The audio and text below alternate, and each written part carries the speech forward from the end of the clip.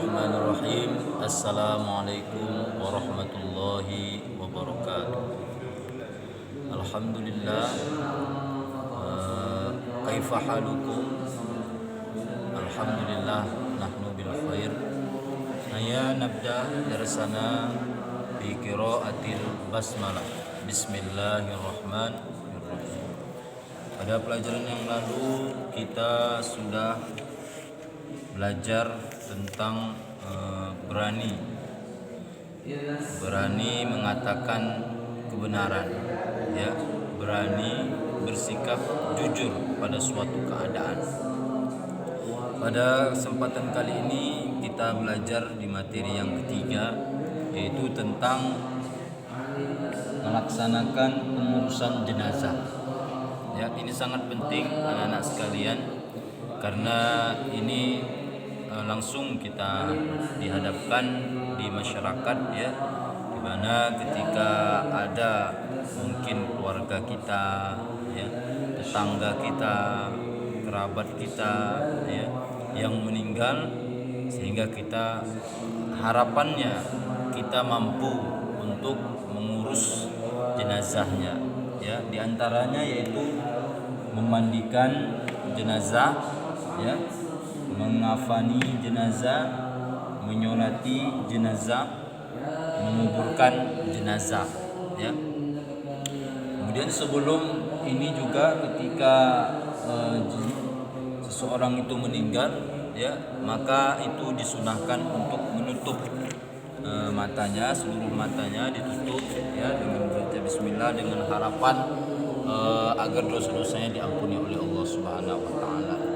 Ya, kemudian badannya, seluruh badannya ditutup, ya, dengan kain menutup seluruh badan, ya. Kemudian ditempatkan di tempat yang aman, ya, dari jangkauan binatang, ya. Kemudian bagi keluarganya boleh membaca Al-Quran, ya, mencium, ya, sebagai perpisahan yang terakhir, itu sebelum nanti dimandikan. Oke, anak-anak sekalian, fahimtum? Alhamdulillah, ya. Kita masuk yang pertama, yaitu memandikan, ya.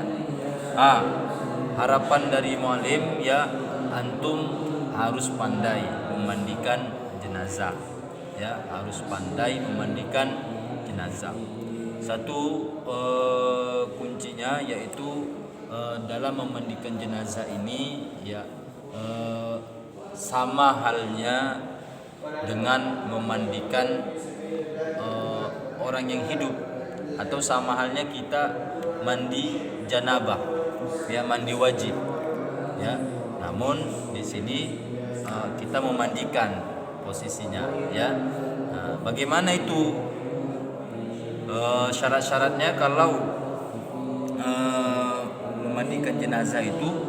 Jenazahnya itu harus orang Islam, ya, jenazahnya itu harus orang Islam.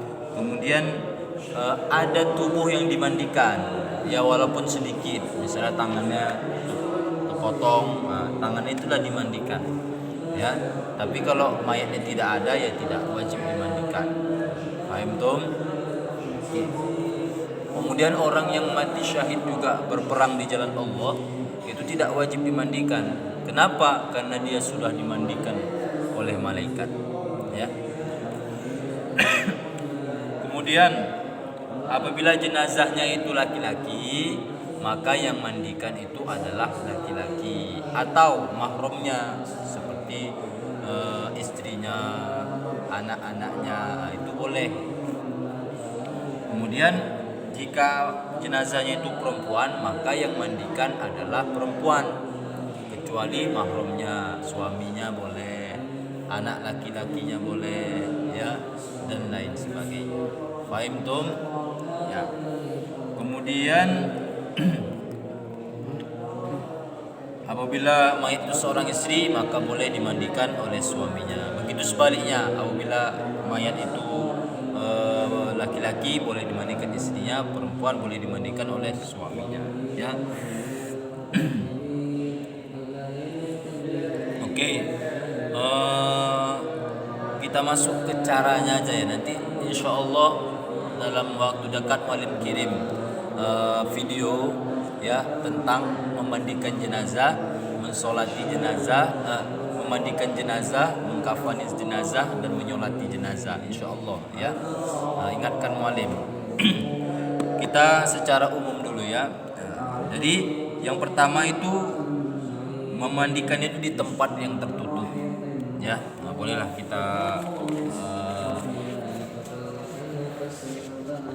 kita lihat di sini ya, di tempat tertutup agar yang melihat hanya orang-orang yang memandikan dan yang mengurusnya saja. Nah, ini menjaga aurat. Jadi orang yang meninggal itu juga auratnya ada ya. Jadi dijaga, maka itu dimandikan di tempat yang tertutup. Mayat diletakkan di tempat yang tinggi seperti dipan ya. Contohnya kita bisa susun meja ya, atau sekarang itu sudah ada STM itu masjid-masjid menyiapkan ya tempat memandikan jenazah.